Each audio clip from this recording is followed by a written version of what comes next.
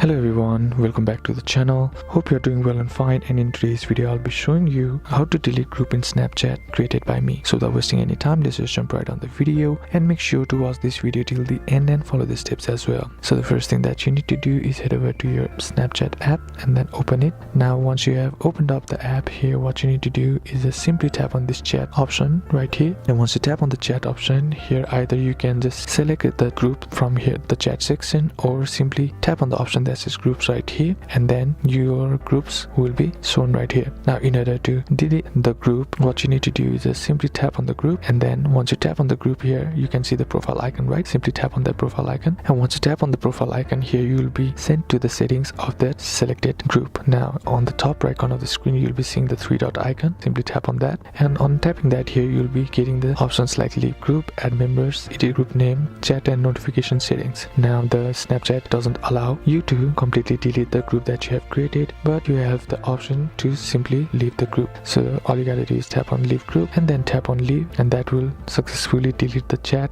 or leave the group. And that's basically how you can do it. And that's it for today's video, guys. Hope this video was useful to you. Leave a like if it did, comment down below what the next video should be on, consider subbing to the channel. Thanks for watching. Bye bye.